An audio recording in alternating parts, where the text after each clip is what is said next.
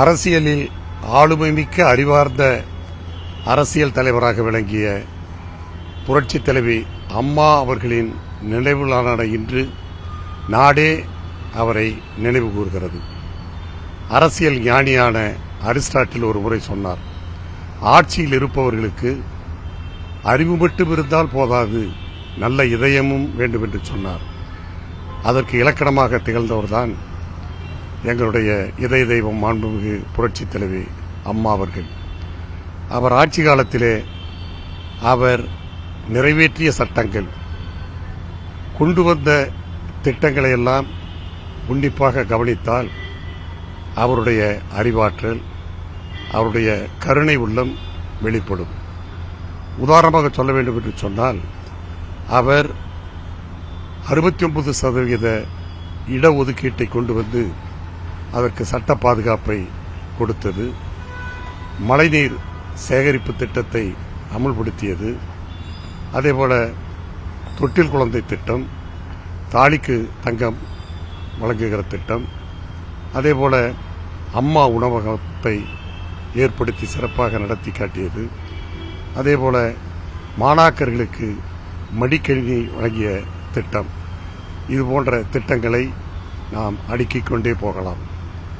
நானும் பல ஆண்டு காலம் அவரோடு அரசியலிலே பயணித்தவன் என்ற முறையிலும், அவருடைய அமைச்சரவையிலே இடம்பெற்றவன் என்ற அந்த நிலையிலும் அவருடைய அறிவாற்றலையும் அவருடைய கருணை உள்ளத்தையும் நேரிலே கண்டு வியந்தவன் நான்.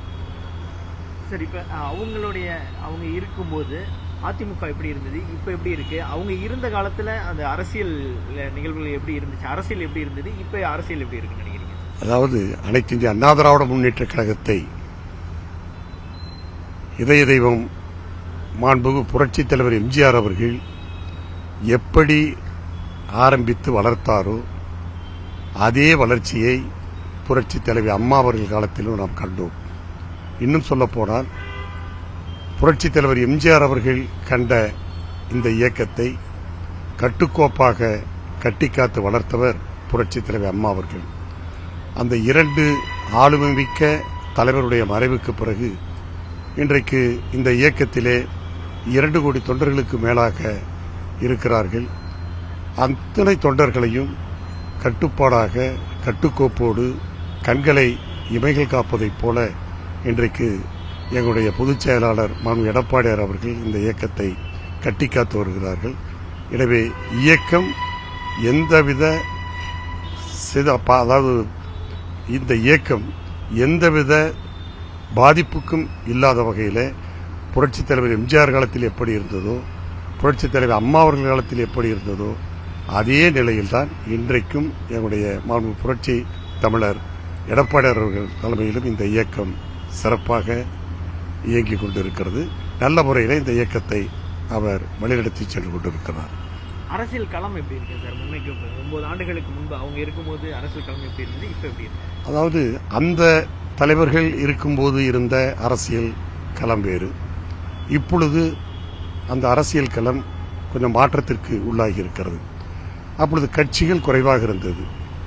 இப்பொழுது அரசியல் கட்சிகள் அதிக அளவிலே இன்றைக்கு உருவாக்கப்பட்டு பல கட்சிகள் இன்றைக்கு தமிழ்நாட்டிலே இருக்கிற ஒரு நிலைமை இருக்கிறது.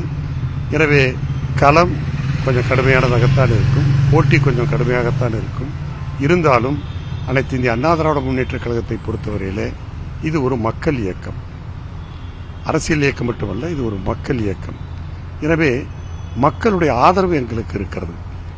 என்னதான் அரசியல் கட்சிகள் அதிகமாக தோன்றினாலும் அந்த அரசியல் கட்சிகள் இன்றைக்கு இருக்கிற மக்கள் விரோத திராவிட முன்னேற்ற கழக ஆட்சிக்கு எதிராக இருக்கிற வாக்குகளை பிரித்தாலும் எங்களுக்கு இப்பொழுது இருக்கிற அந்த கூட்டணி தேசிய கட்சியான பிஜேபியோடு நாங்கள் கூட்டணி அமைத்து இன்னும் சில அரசியல் கட்சிகளும் எங்களோடு இருக்கிறது. எனவே இப்போதைக்கு இருக்கிற இந்த கூட்டணியே எங்களுக்கு ஆட்சி அமைக்கக்கூடிய அந்த பலம் எங்களுக்கு நிச்சயமாக இருக்கும். அதோடு இந்த கூட்டணி பலத்தோடு எங்களுக்கு மக்கள் பலம் இருக்கிறது. காரணம், எங்களுடைய ஆட்சி காலத்தையும் புரட்சித் தலைவர் எம்ஜிஆருடைய ஆட்சி காலம், புரட்சித் தலைவர் அம்மாவுடைய ஆட்சி காலம், அதற்கு பிறகு எடப்பாடியுடைய ஆட்சி காலம். இந்த ஆட்சி காலத்தில் மக்கள் அத்தகைய ஆட்சியையும் இன்றைக்கு இருக்கிற இந்த மக்கள் விரோத ஆட்சியையும் ஒப்பிட்டு பார்க்கிற போது, அதாவது வெயிலுக்கு வந்த பிறகுதான் நிழலின் அருமை தெரியும் என்று சொல்வதைப் போல இன்றைக்கு மக்கள் இந்த ஆட்சியினுடைய அவலங்களை உணர தலைப்பட்டிருக்கிறார்கள். திராவிட முன்னேற்றக் கழகம் 2021 ஆட்சி பொறுப்பேற்ற போது மக்களிடம் அதிக எதிர்பார்ப்பு இருந்தது. அந்த எதிர்பார்ப்பு 2வது ஆண்டு கொஞ்சம் அதிருப்தியாக மாறியது, 3வது ஆண்டு கோபமாக மாறியது. இன்றைக்கு 4வது ஆண்டை கடந்து 5வது ஆண்டிலே திமுக ஆட்சி அடியெடுத்து வைக்கிற இந்த காலகட்டத்தில் அந்த எதிர்பார்ப்பு, அதிருப்தி, கோபம் இன்றைக்கு வெறுப்பாக மாறி இருக்கிறது. எனவே மக்கள் இன்றைக்கு தேர்தல் எப்போது வரும், இந்த ஆட்சியை எப்போது வீழ்த்தலாம் என்ற அந்த ஒரே கருத்தோடு இருக்கிறார்கள். எனவே நிச்சயமாக மக்களுடைய ஆதரவோடு 2026 சட்டமன்ற தேர்தலில் எங்களுடைய கூட்டணி வெற்றி பெறும். அனைத்து இந்திய அண்ணா திராவிட முன்னேற்றக் கழகம் ஆட்சி அமைக்கும். எங்களுடைய பொதுச் செயலாளர் எடப்பாடியார் அவர்கள் முதலமைச்சராவது காலத்தினுடைய கட்டாயம்.